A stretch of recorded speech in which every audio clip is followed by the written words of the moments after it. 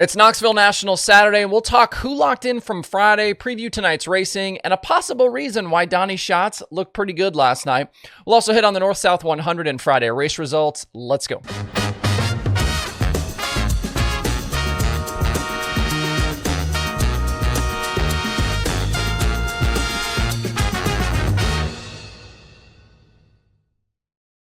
It's Saturday, August 9th. I'm Justin Fiedler. This is DIRTRACKR Daily presented by Kubota Genuine Parts. If you want to make sure you are always in the dirt racing loop, up on the latest news, results, chatter, hit that subscribe button on YouTube or the podcast places. You can also like and follow DIRTRACKR on Facebook. That will make sure you never miss a fresh daily show. Video versions of the show are posted 5 days a week to YouTube, Facebook, and Spotify. You can also listen on Spotify, Apple Podcasts, iHeartRadio, and at DIRTRACKR.com. And full show transcripts are also available at DIRTRACKR.com/daily if you'd like to read the show or know someone who is hard of hearing. Everything I just mentioned here is free to do, and the daily shows are always free to watch and listen to. The next milestone we're trying to reach is 50,000 on both YouTube and Facebook.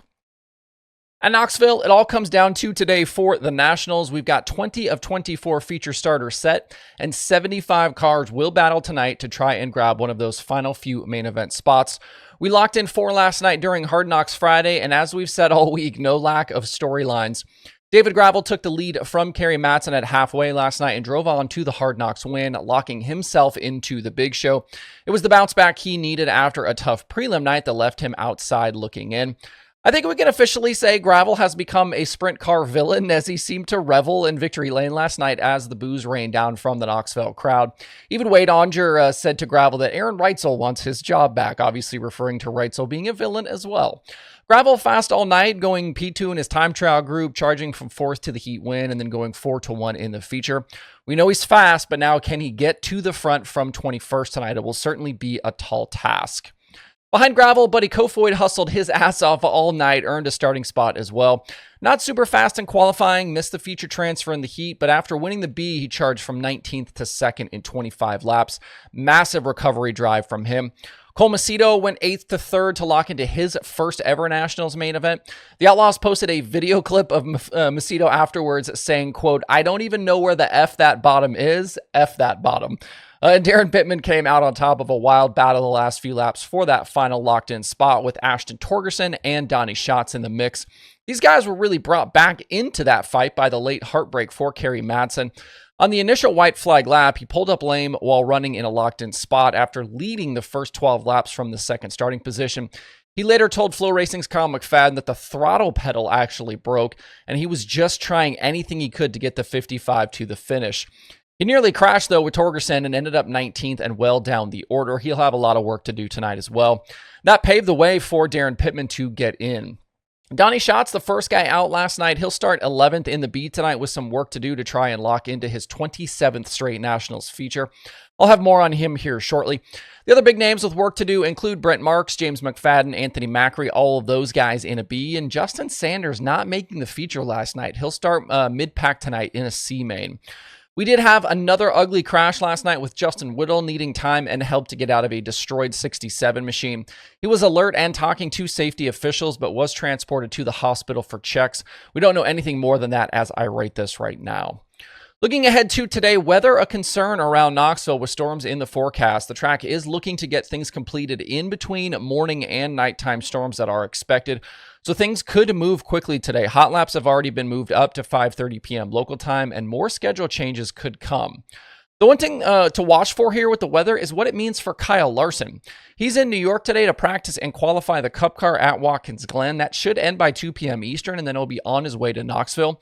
If things get delayed tonight, though, he could miss the Nationals finale as he'd need to head back to New York for Sunday's Cup race. It's certainly a possible underlying story to watch today.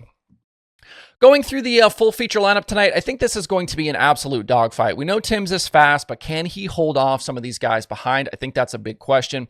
First, Macedo to his outside, Logan Schuchart and Brad Sweet behind, Sheldon Hodenshield, Corey Day on row 3, Rico Abreu from row 4, and then Larson from row 5.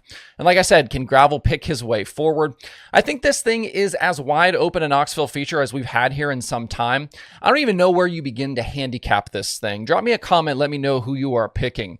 I worry about Tim's lack of experience here, even though I think he has the speed. I think Schuhart is fast. I think Macedo is motivated.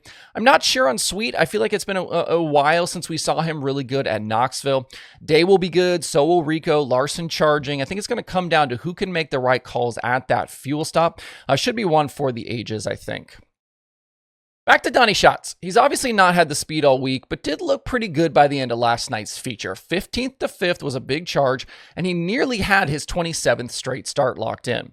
He'll need more of that tonight, though, if he's going to march from 11th in the B to a top 4 transfer spot. I do think it's doable, and if anyone can make it happen, it's Schatz at Knoxville.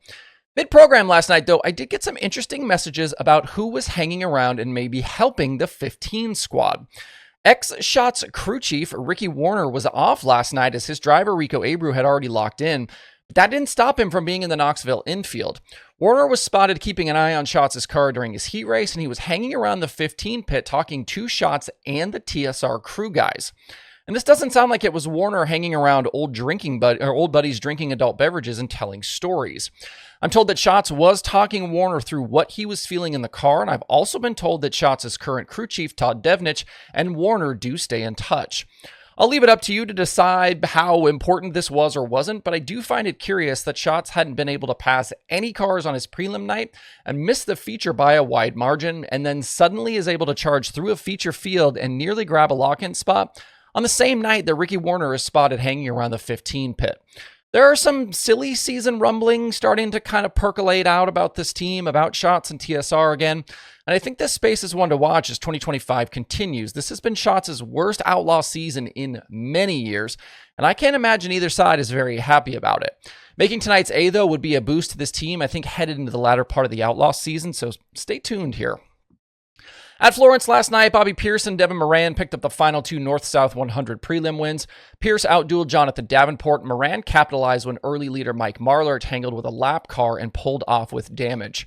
Moran ended up high point man with Pierce, Garrett Alberson, Brandon Overton, and Hudson O'Neill the rest of the top 5. These points set tonight's heat race lineups, and it looks like a top 4 invert with the high point guys outside row 2. The top 3 in each heat will transfer, and Josh Rice, Nick Hoffman, Chris Ferguson, Donald McIntosh, Michael Chilton, and Mike Marlar are the pole sitters. Bobby Pierce trying to win his 3rd straight North-South 100, and after what we saw last night, he's likely the favorite. I do think that Moran looks good, Jonathan Davenport's always going to be fast, and Brandon Overton has been up front. I feel like Overton could use a good night as he's been pretty quiet this season in the Longhorn Factory team car with Riggs Motorsports. Just the one Lucas win and pretty far down the order in the championship standings. He did win this event back in 2021, topping Tim McCready and Jonathan Davenport, so he knows how to get around this track. Tonight's 100 lap, 75,000 to win show will be live on Flow Racing if you want to tune in. If you need a Flow subscription, head over to DIRTRACKR.com/Flow Racing and sign up. Let me know who you are picking for this one. Other Friday winners included Jason Fager with Mars at Sycamore. Rusty Schlenk was an Ironman winner at Millstream, and Ashton Winger topped Tyler Erb and Jake O'Neill on the opening night of the Clash at the Mag with the Comp Cam Series. That one is 12,000 to win tonight, so keep an eye there. There's also Mars at Macon and lots of other regional action. Friday open wheel winners included Gavin Miller with the Extreme Outlaw Midgets at Path Valley. Ryan Newton won at Lernerville. Briggs Danner was a USAC East Coast winner at Big Diamond. Matt Farnham and Ricky Peterson split Tri-City wins, and Kyle Cummins was an MSTC winner at Circle City. All right, that's it for this week. An important show note coming up.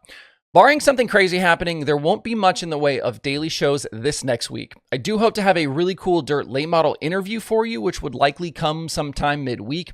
And I could pop in and do something if there is crazy news that happens, but other than that, things will be much quieter than normal. And I know it might seem like a weird time to take a week off of shows, but I have come to the end of my grad school stuff, and my final graduation requirements aligned perfectly with the week of the Knoxville Nationals and right after. I'm wrapping up some final project stuff. I've got some commitments that will take me away from the show.